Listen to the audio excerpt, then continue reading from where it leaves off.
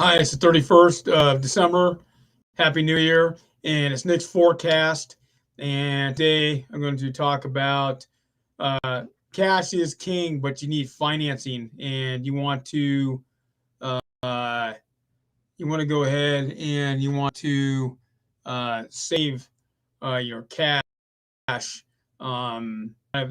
way it needs to go, as far as, um, you're buying properties, and that, um, it's one of those things where you need to save cash, and this will help you, um, get back on top, as far um, as being an investor, real estate agent, mortgage broker. This is stuff you need to be telling your clients. I know this because I've bought and sold so many properties, and you fix them. In that, you're an investor. When you're buying an investor, your goal is to get as least cash out as possible. So you might be able to work a zero down deal, 3%, 5%, 10% down. But you want to save your money to fix up your house, you get it out, or you're going to flip it.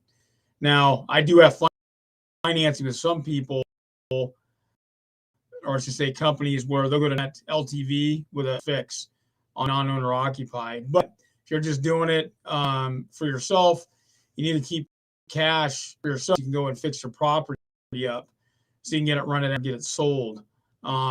This is always a big deal as far as putting the deals together. This is kind of always a issue. As I'm just taking a look at something here. Sorry, folks. It's how still acting retarded. And so when you're buying properties, commercial, residential, things that you need to think about when you're doing deals. This is kind of the way it happens as far as the deal machine rolls out real. And so why I bring this up, because things that you need to think about when you're putting these deals together. This is stuff you need to. And the thing is, why I'm saying, the cash cow thing is a big deal, because you're trying to save it. Now, when you're doing commercial, but right now, commercial, you can get up to 90% LTV, usually 85%, but 90% programs where you can go ahead and get your cash. This thing's showing up here. My thing's acting weird. So, anyways, let's see here. That's not showing. I'll have to check that. Anyways, so these are things to think about as far as putting deals. So let's go through this. So let's say you're buying commercial property, you're an investor, but if you're a real estate agent or mortgage broker and you're advising your client, you need to talk to them about this. So let's say you're buying a 20-unit apartment building or 10-unit apartment building for $1 million. And basically you can get away with putting 10 or 15% down, which you can do now.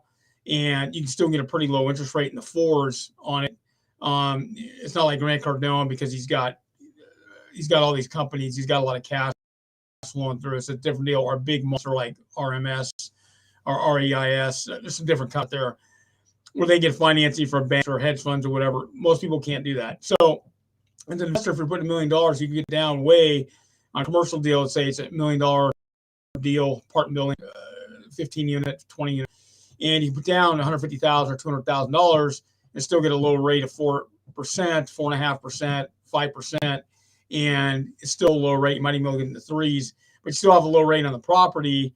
And you go through and check all your stuff and your rent streams and any extra stuff you might be able to add on later on, or increasing rents, and that all helps. But the thing is, what if you have to remodel some of it? What if there's deferred maintenance on it? When I used to own apartment buildings and houses, what I do is I'd have a plumbing company, Roto-Rooter. I had an account with them on a separate credit card. So any customer I had that had a house or apartment building unit, they could go ahead and call, but you have to factor that in. So this is what I mean by cash is king, is that you're trying to save it and buy the property the least amount as possible. Same thing with residential.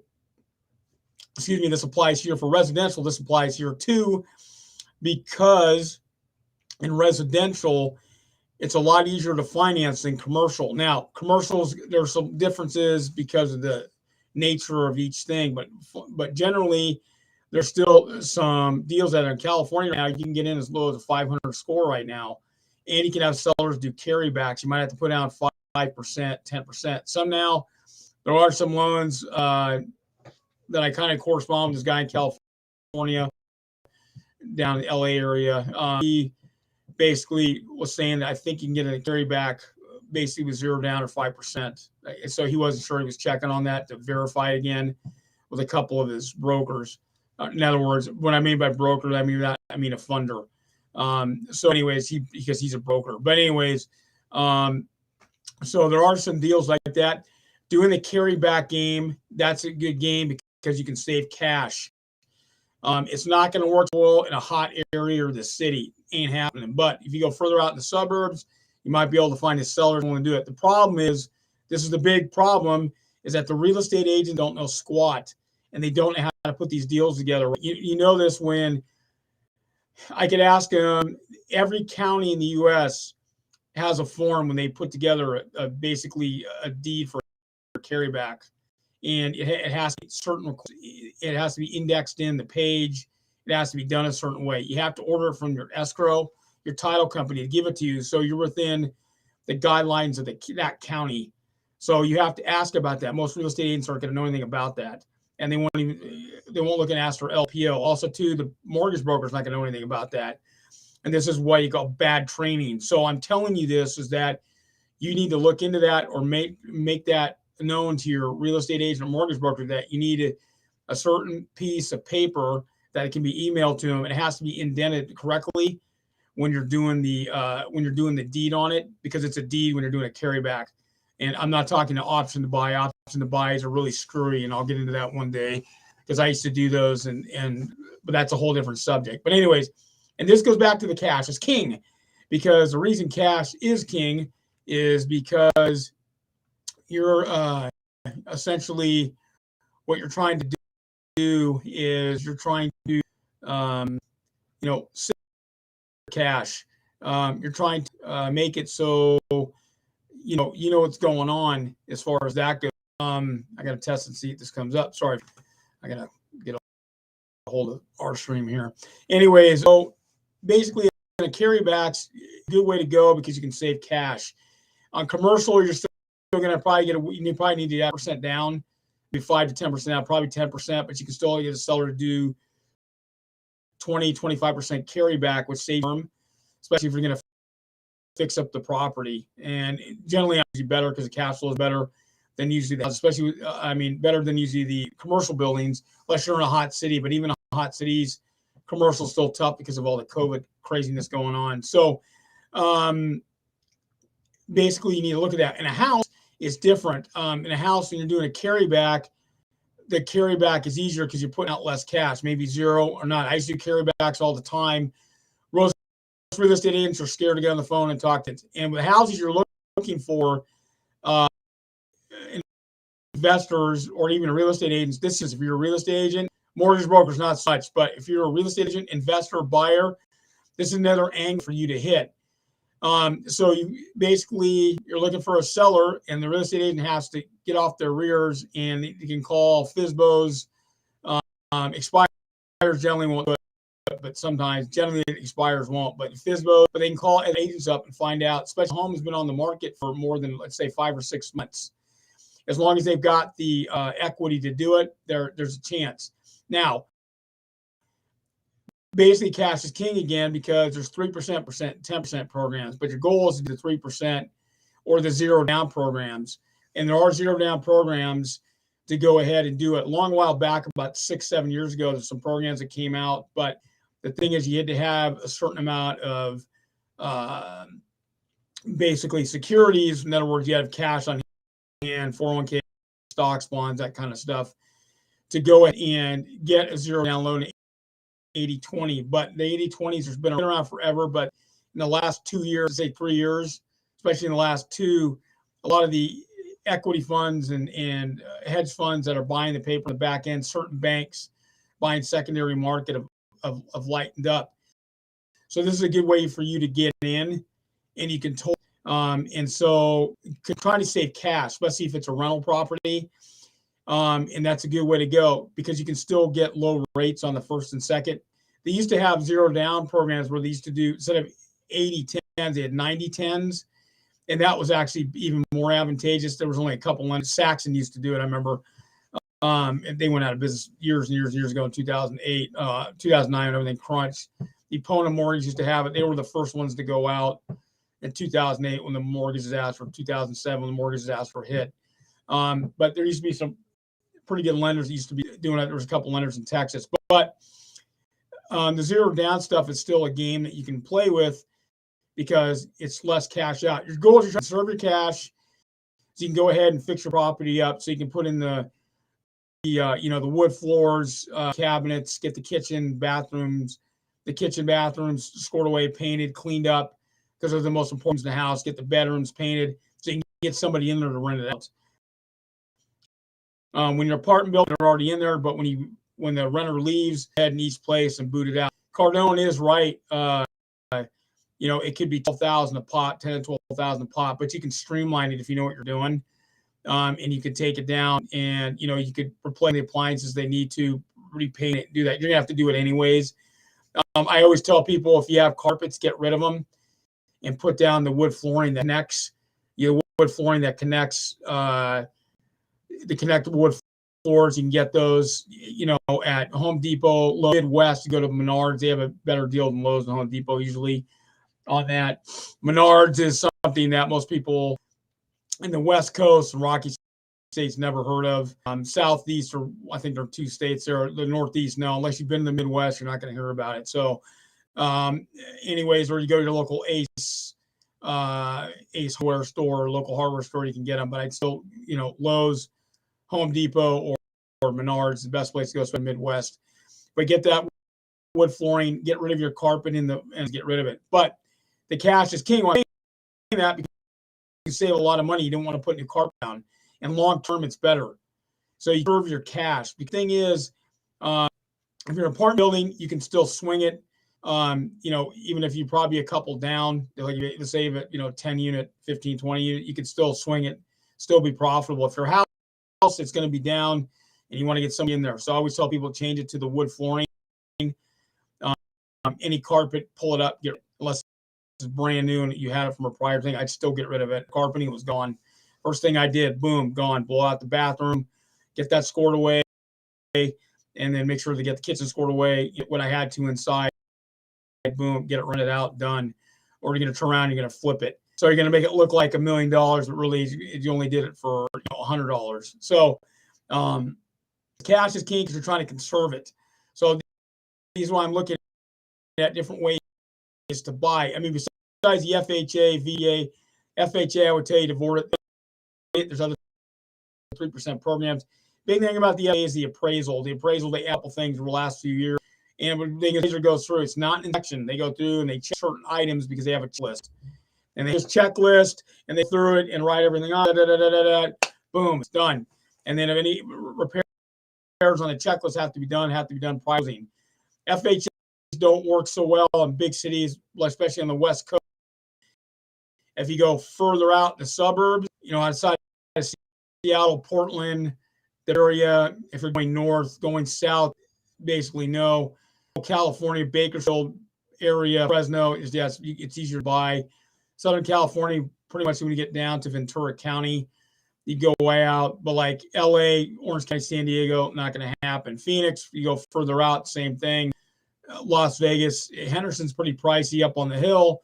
North Las Vegas, the city of North Las Vegas. If I was in Vegas, I would be buying in the city of North Las Vegas. There's deals everywhere around there, but that's where I'd buy because that's where the most of the growth is, going up towards the mountains. So these are things for you to look at, especially in the Southwest. All good deals.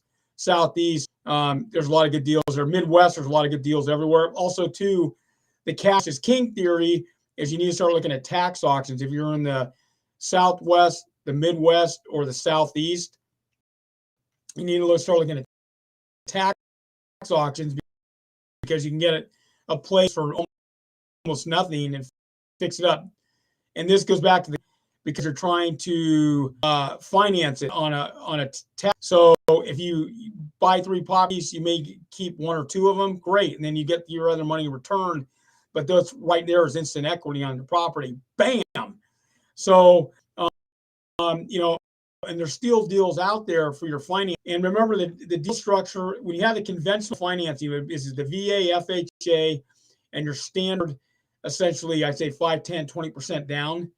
Yeah, and the rates are around 3%, if you 3.5%, 3.25%, 30-year, a 15-year, it varies. Let's just to say 2.75 up to 3.5, 5. I was looking at the other day. And so in the alt day, rates are going to be about the same, a little more, but alt days they're a lot less. They're more lenient. Stay away from banks. Go mortgage broker. Remember, repeat this again. Go to a mortgage broker. Fine, a mortgage broker charge me a couple percentage points. Who cares? Your whole goal is to get finance, get the property. So on a one thing out, financing on residential is that you have cost. So you can get 2 to 3% cost. We used to be able to get 6% closing costs. On the 0 loans, you can still get to 4%, 5%. We used to be able to get 6 back in the day for a long while. But 2008, there were still programs where you still get 6% closing costs. You get 3 to 4, that's good. Cash is king. You're trying to save your cash. You trying to save your cash. Trying to basically get away what you can to put the least amount of money out so you can get your property. So do a spin and dump, or you're going to keep it and run it out. Remember, real estate is a long-term game, okay? It is a long game. When you're doing the carrybacks, it's great because the carrybacks, basically you put your earnest money down or put a promissory note, which you have to pay at escrow, but it's still less money out of your pocket. In some place you might be able to get around. I used to get under $1,000 or $2,000 for a promissory note. Then they come in at closing and pay it, and they still got 6% closing costs. So this stuff can happen. And so one of the things is that, let's see here a second here, folks. One of these things is that you have a lot of ability to do a lot of things. Now, the reason I'm jumping around a little bit is because when I want to kind of go over these different loan programs with you, because you need to know.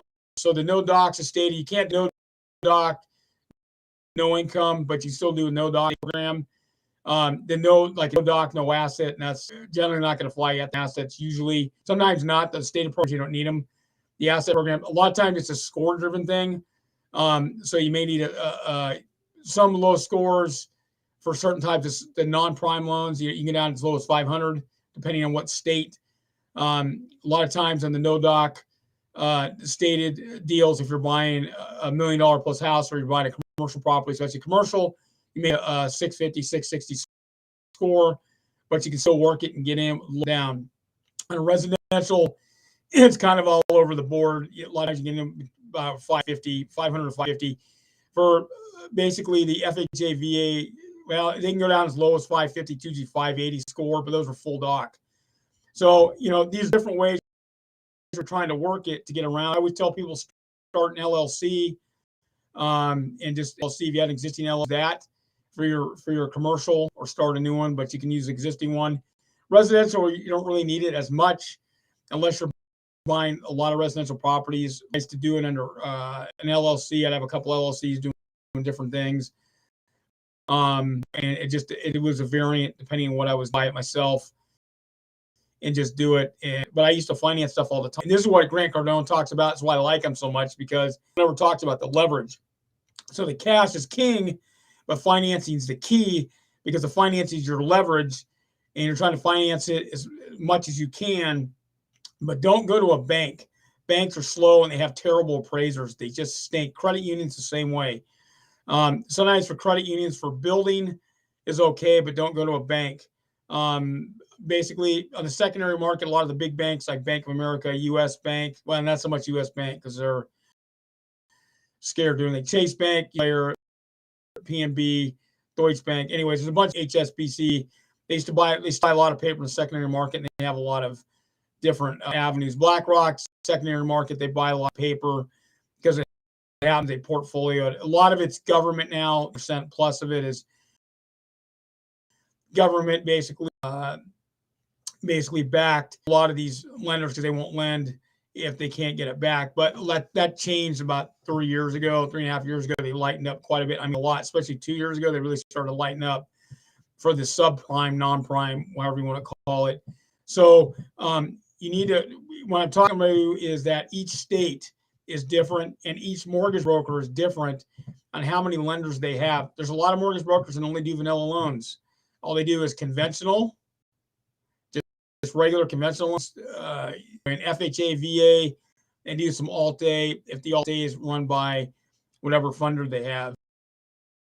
And so they do a lot of stuff. You need to find basically a mortgage broker that does the conventional, which is easy because it's all full documentation. In other words, your tax returns last 2 years, your W-2s last 2 years, basically any assets, 401ks, blah, blah, blah, blah, blah. They look at your debt stream, how many credit cards you have, blah, blah. If you don't have a credit card, go out to your bank, buy a credit card for $250, and then go online to Capital One and get some credit cards and pay for them and do that. And basically what you do is you get your card and you go ahead and, I wouldn't say use it, just go draw the cash off it, draw off $100, $200, go get a money order back to you, the bill, and pay off. Do that for 6 months and do that with a couple of cards and get a different card each month until you have like 3 or 4 cards, and then do that for a while, at least a year. The way the credit back up, you get it back up into the 660 range or higher, 680, 700. This is a little, one day I'll go over the credit stuff because I know how to get a lot of this stuff. Because I used to help people with it and I've done it myself because I've gotten it before in credit too. So I've been around the block, let's say. So I practice what I preach. I've already been there, done that. So the thing is, like I said before, for the non-prime, what I get back to, if for a mortgage broker, if they have subprime stuff, non-prime, you need to ask the mortgage broker. Your real estate agent, when you talk to them, it's probably going to go right over the head because most of these real estate agents don't know anything because they're not trained. And the mortgage brokers they work with, they generally might work with 1 or 2, maybe 3, but they don't know much about financing. This is a big hit on the real estate agents. Their broker owners or designated broker don't show anything and don't teach them anything. They got maybe the conventional and the VA, FHA a little bit because they might know a little bit about it. And that's it. That's why their training is so poor and a lot of them are so incompetent. And so you, as a buyer or an investor, even if you're selling a house and you're buying another one, you need to start really looking into this so you can find yourself a good deal, especially when you start buying multiple properties, because there's going to be a big bubble here down the road here. It's going to be like 2008 again, probably a little worse. So there's going to be all this cash laying around. You're going to be able to really work it. And so, these are why I'm saying cash is king, because your goal is to put the least amount out. This is how all these people have gotten really rich, is cash is king. They put the least amount out. They got what they needed to get financed, and they did it. Paul Allen used to do this before, and they used to lie about really how many billions of dollars. I was saying he had, $2 or $3 billion in real estate. No, he had probably about 20 billion plus in real estate, maybe more. Like the Buffetts, the Gates, Bezos, the Koch family. We're talking the major Rockefeller, Rothschilds, the Harrimans, the Vanderbilts. They've got properties up the kazoo that go on forever. But then you got hedge funds like BlackRock, who's an equity advisor, hedge fund, and they got $10 trillion. They've been buying up so much real estate, and they can fund forever. And I'm just using the example because they're such monsters; they can do whatever they want, because they've got over $1 trillion worth of government money, but they still do whatever they want.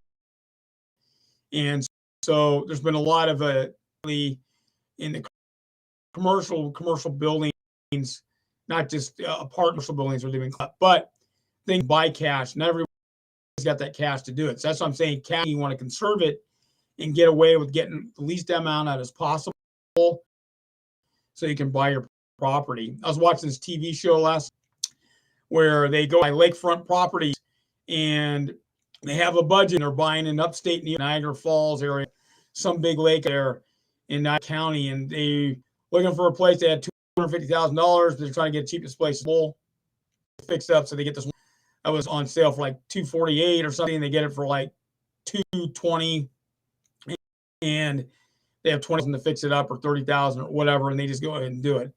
And so yeah, that's one way to do it. And who the financing set up or whatever. Maybe they're buying cash financing. They don't ever tell you. But the thing is that those are things you need to look at when you're buying a property. But your goal is you don't want to get too racked into it. So when you're buying a property, time ago the old spin ups, people are looking for the dream house where they don't have to do very much, this and that, and do it. Those are gone. Need some work on it, but your goal is to try, good carpenter, plumber, HVAC if you need it, electrician or whatever, and try to streamline what you can and do the amount of stuff you need to do, but save your cash, done what you can out, because that's the whole goal, is to get it rented out. So plumbing, electrical are most important.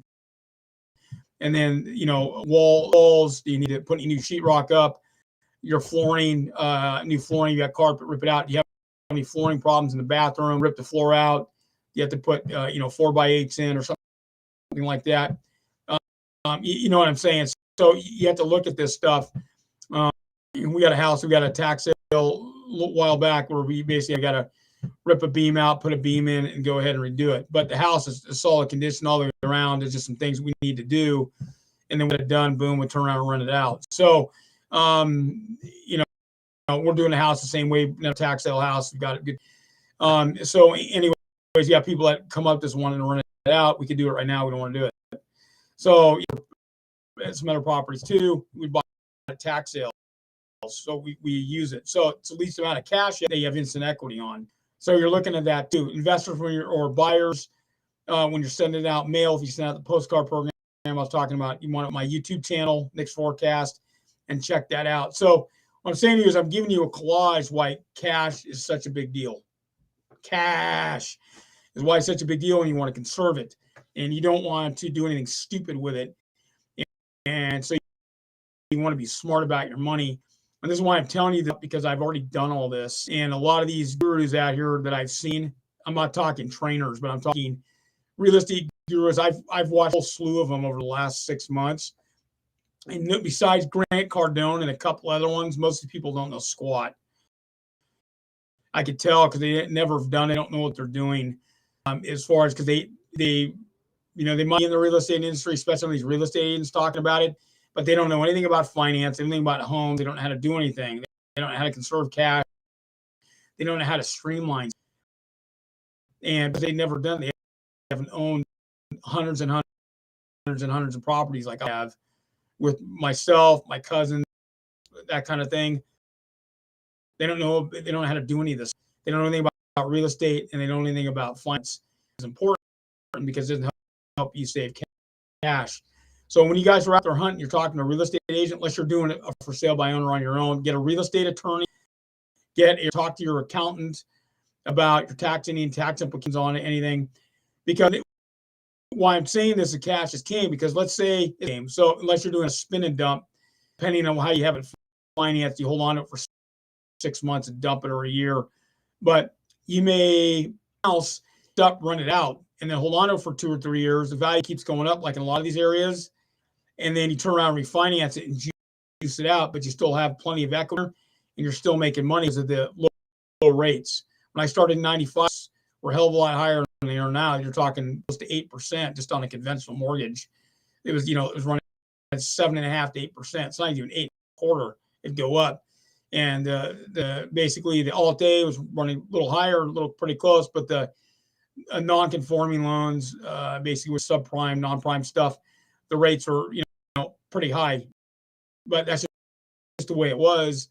and it went down because they had to the Fed was artificially doing it, and for what reason. So, anyways, kind of boom the economy up. But so the rates right now are still artificially low, and they're going to have to raise the rates. So, and they try to use video commercials, TV commercials, try to use a scare tactic. The rates are still low. To me, anything under basically anything under 7.5% is still pretty low. Under 7% is still low, pretty low rate. But cash is still king because you're going to save your cash so you can finance stuff. And that's kind of the deal. So if you can get a carryback on a commercial or residential deal, you can work it, do it. This is what I'm talking about. A real estate agent, if they know what the hell they're doing, which most are not going to know anything about carrybacks, probably not even land contracts. Option to buys are different. It's a whole different deal because there could be legal on that if it's not done right with the paperwork from the multiples. But I'm talking just basically, or even get yourself scored away on a non-prime loan, subprime loan, and get yourself hooked in because they have a good mortgage broker that knows what they're doing. Because if a good mortgage broker is doing, they're going to know all about this non-prime, basically the non-defaultes and conventional loans.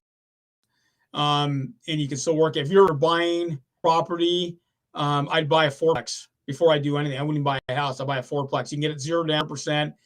And the mortgage brokers used to be able to make 4% with FHA or VA. Now they only make 3%. Who cares? Let them pay it off what you can, and that's it. Just go with it. Your goal is to obscure the property, but still buy a fourplex. That way you can do it, even 3%. But if you're like I am, you can still go ahead. And I never even use my VA because there were too many other programs out there. I never use it. But you still can do it with a full doc loan, 2 years tax returns, 2 years W-2s. They go through a lot of stuff. There's not as much stuff to do, and you can have a lower credit score, like a 580, to do VA or FHA loan. But the Fannie Mae 3%, there's some other 3% programs out there. They're not Fannie Mae or FHA. They're still good programs. There's 5%, 10% programs. And there's 0 down programs that you need to look at. The problem is most of the mortgage brokers only do vanilla loans. They don't know anything. I remember when I started doing loans in 95, and actually it was 96. Yeah, late 95, early 96. So let's just say like December of 95. Anyway, I started doing loans, this and that.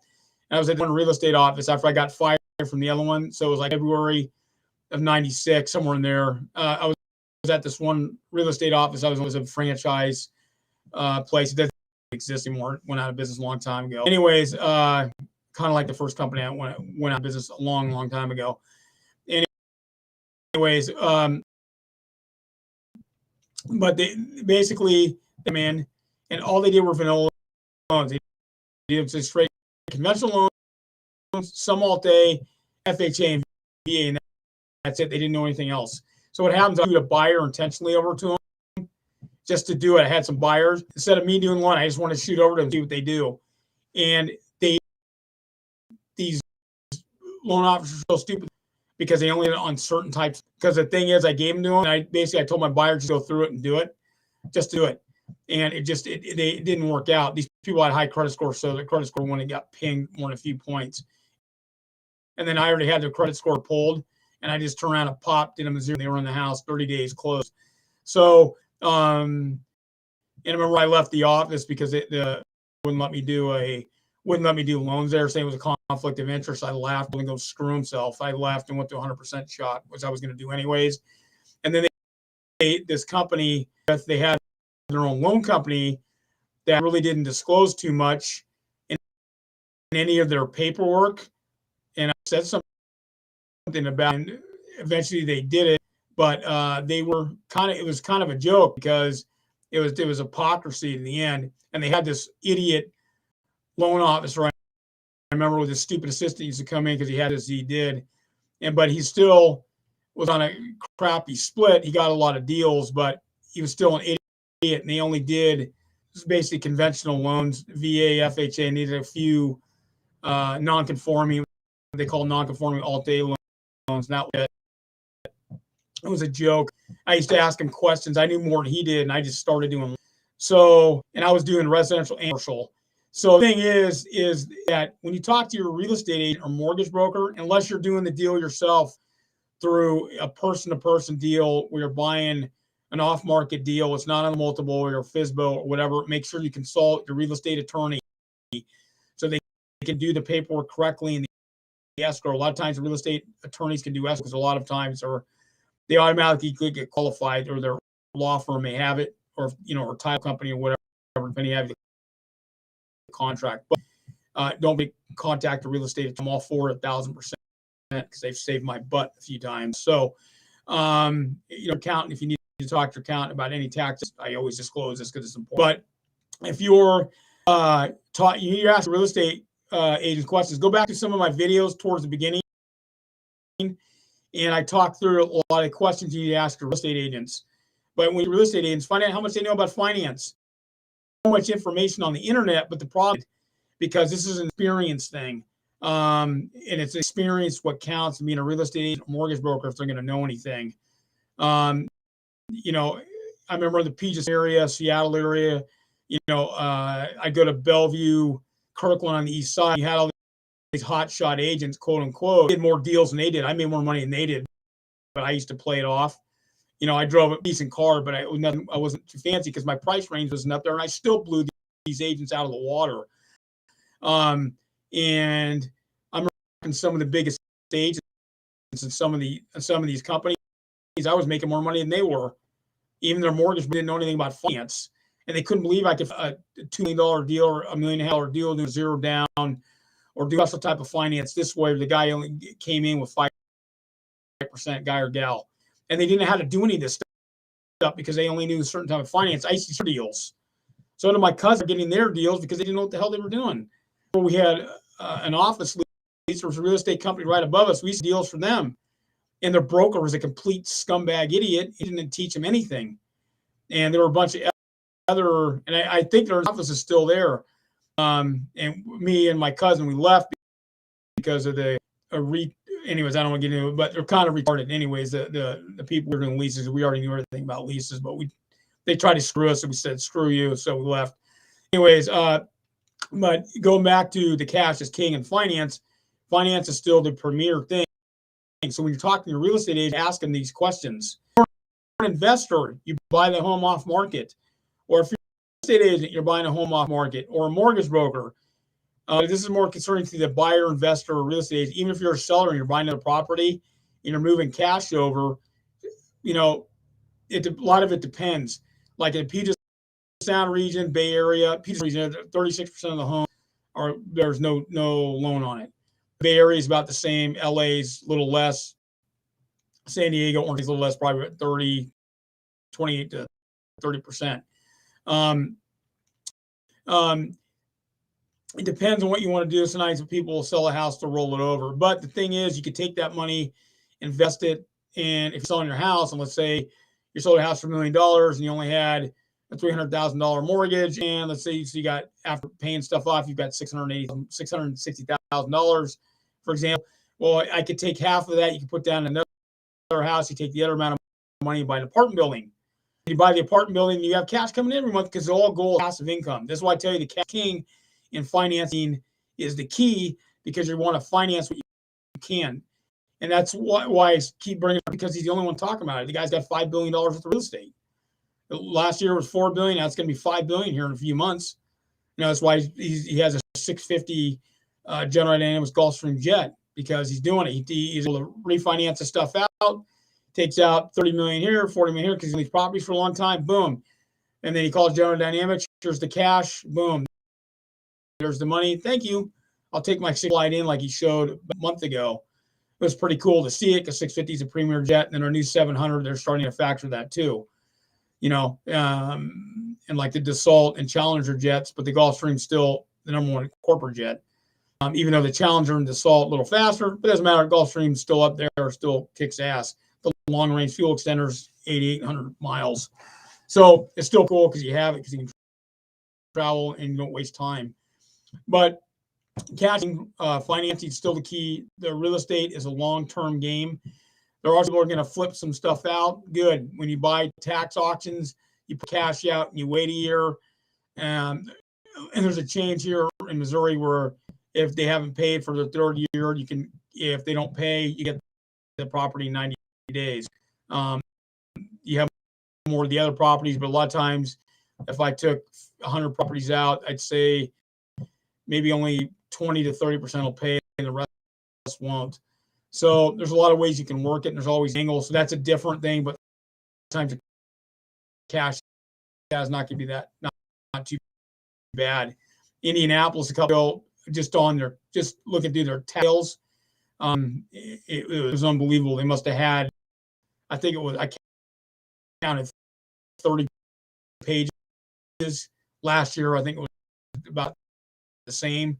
And the same Nashville is the same way. Memphis, there's a lot of areas out the East Midwest where there's tax sales are awesome. In counties, there's apartment buildings. Don't buy the land unless you're on it, unless you're going to build right away. Or there's building lots. Some builder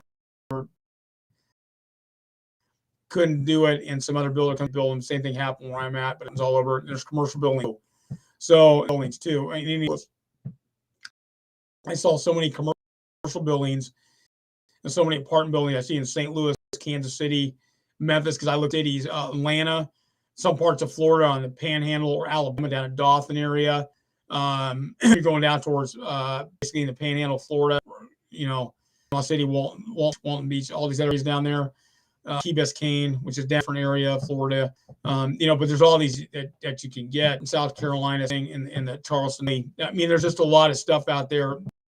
Even here, Little Rock, Oklahoma City, Tulsa, going into Texas, around Dallas area, Houston, El Paso, San Antonio. There's just all the Austin's gone up quite a bit, but there's still a lot of stuff you can get. Just try to think out of the box. That's a different deal in buying cash as king, because you're buying the property. It's instant equity. You're going to have to do work on the property. So what? You got it. You bought it for not that money out. You follow the procedures. A year later, you got the problem. A lot of times it happens. Sometimes it doesn't, but a lot of times it does. When financing, if you're going to do a carry back, that's one of the best ways to do it. You can get a residential putting 5% down or less. Zero is optimum, depending on what state you're in and what kind of financing they have. That's the optimal way to go. If you're doing a carryback commercial, you might have to put down 10%, but still get the seller to finance 25, 30%, which is great, and still less money for you out. So what I'm saying to you is you need to have a real estate agent that's experienced and knows what the hell they're doing. When you talk to a real estate agent and you're checking them out, find out how much they know about finance. And if you're a buyer, you start looking at finance, start with non-prime loans, put that in your Google search engine, Yahoo, I'd say Google, not Microsoft one, but go into your Google, put non-prime, subprime loans, currently 2021, that'll be 22, and see what pops up. Put in the alternate loans, non-forming, put those in there, conventional. But look at the other ones, look at the prime, subprime, non-forming, and the all-day before you go to the conventional loans, because the rates are still super low and you can work it. Look that out. So you want to ask your real estate agent these questions, but your goal is that you want to know this stuff before you even go in. You want to email me, nickforecast@gmail.com, or go to nickforecast.com and get a hold of me, and I'll tell you where to look and what to do. I have no problem doing it. Also, too, when you ask your mortgage broker, find out, the first question comes out, do you do non-prime? How many funders do you have? How many lenders do you go to? Then what about the non-conforming stuff? I find out. Conventional stuff, they have lenders 10 miles long. Now, not that many mortgage brokers do VA or FHA loans, because it's a real pain in get a VA certification and an FHA, and you have to, and the mortgage broker has to have a lot of cash in the bank, and that's not always a lot of mortgage brokers. I'm just giving you a heads up now. Also, a lot of mortgage brokers don't have FHA or VA. If they have FHA, if they're a mortgage broker, that means they've got money, big money, because most mortgage brokers companies are less than 10 people, usually less than 5, but let's just say less than 10. So I'm telling you all this because there are no secrets in real estate. There are no secrets. There's no secret handshakes, no secret weird stuff. It's pretty much straightforward. The only thing is where you can work with the financing, how you can get over it. And I'm here to put that together because no one's going to tell you any of this stuff. They're sitting there trying to hide a lot of the stuff. They don't go to these websites. A lot them are pretty vanilla. They don't tell you much. I have my own vanilla website down the road. I'll end up doing one up. I just did an easy one to put up just for now. But I can get into all kinds of detail about it as far as what you can and can't do. So, and just there's a lot of crazy stuff out there that people don't really want to talk game. And hold on a second here.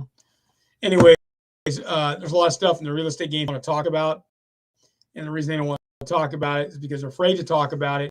And, it's kind of a joke. It ticks me off because they're not getting into details of how they can help. And this goes back to excuse me, to the real estate agents not knowing anything and the mortgage brokers, because most of the transactions being done today, over and over, are with real estate agents and mortgage brokers. There's only so much cash to go around that people put down on it. There's a lot of people with a lot of money. They've earned it however they earned it. But even the people earn a lot of money, especially in the commercial game, they still want to put down the least amount as possible and get finance as much as they build. Paul used to do this all the time. And he's bought lots of commercial real estate and built kinds of projects and all over the U.S. and Europe. And a lot of people own holdings. He's got a lot of stuff in Europe too. And a lot of these other rich people have them too. But the thing is, this is just one of these types of things where you can work it. Don't go to a bank or credit to get financed. Go to a mortgage broker. Even if you're building houses, you have a good relationship with your bank or credit union, and you've been there and you've got millions of dollars in the bank. You've got a lot of money in the bank. Building generally isn't that good because appraisers suck and they have all these stupid stipulations. And a lot of times the mortgage brokers just scored away can find you a conventional lender with just as good as rates as any bank, but less strenuous. The draws may only be usually 6 draws, 8 draws, 10 draws, just depending on what if it's a commercial, residential, or if you're building a spec house. So a lot of that, if you're a builder or want to get into building to do, that's something you need to check out, because a lot of mortgage brokers don't know anything about that. So that's just something for you to consider. Real estate agents, they know how to list a property. They can fill that out, but a lot of marketing, a lot of them don't know much about that. Some do, some don't. But a lot of them still don't know anything about finance, because when they have the financing come up, a lot of builders don't know a lot and they don't know how to work it. Because I used to help builders, and my cousin did. We had some builders we used to help get financed up because they'd have buyers to come through, and they knew we were real estate agents. They had somebody else do it, some quote unquote powerhouse realtor, until the builder found out we did way more deals than they did in real estate and funding. But we used to help finance, and people go direct to the builder, and then they come direct to us because we can put them on zero down programs and slam them out. There used to be this one real estate agent who really understood this. He worked for a franchise in Washington State. He was the number one guy in Washington State for years and years and years and years and years. And the last couple of years, he's semi-retired, but he used to be number one. He's one of the top 10 people in the United States. He had buildings. He had the best way he was working it. But and one day I'll have to explain his story a little bit. I won't tell you who he is, but he was the man. When me and my cousin used to go to him, we used to do deals because he did lots of new construction. Lots of new construction. He had hundreds and hundreds and hundreds of listings all over the Puget Sound region. He worked in 9 counties, 10 all the way down the I-5 corridor. And but one thing is, we used to do a lot of deals with him. And the thing is, he was smart, like some of the other real estate agents that had builders. He would stay out of our way. And when the first deal we did with him was a long time back. It was like in 98. And I did a deal with him. I said, hey, I'm a mortgage broker and real estate agent. Just let me do what I got to do. We'll have it closed in 30 days. Boom, done. After I did it the first time and how fast, and I closed it before 30 days. And basically, we saw lots of deals like that. We just totally worked it. So the cool part is that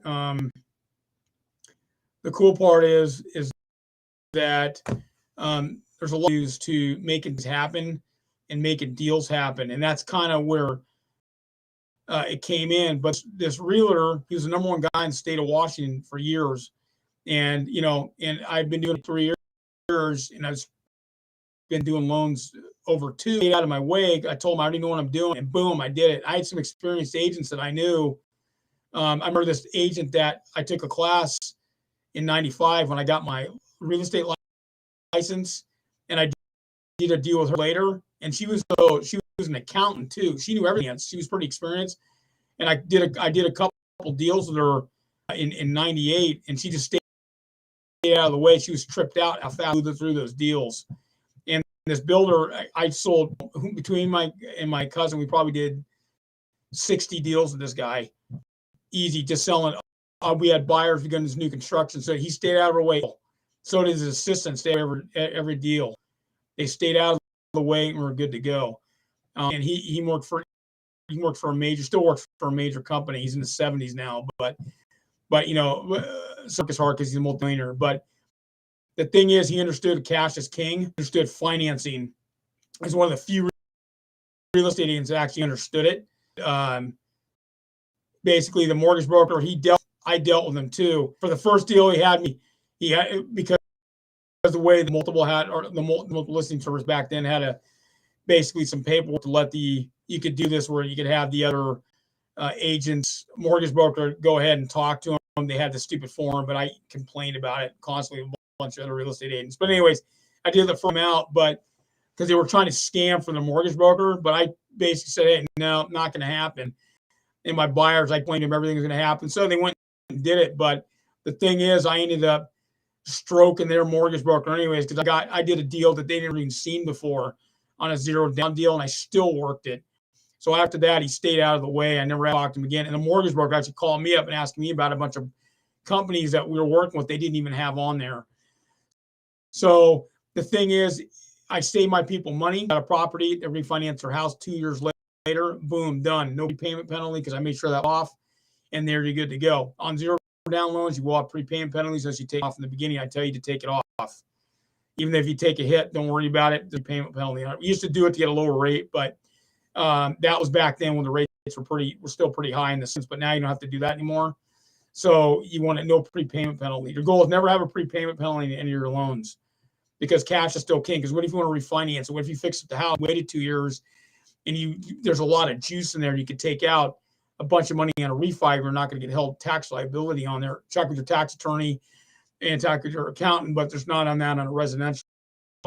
Take the cash out, boom, because cash is still king.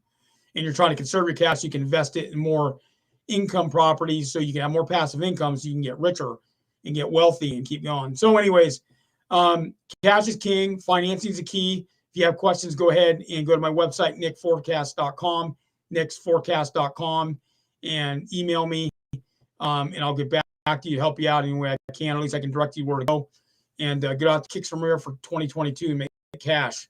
Have a good day.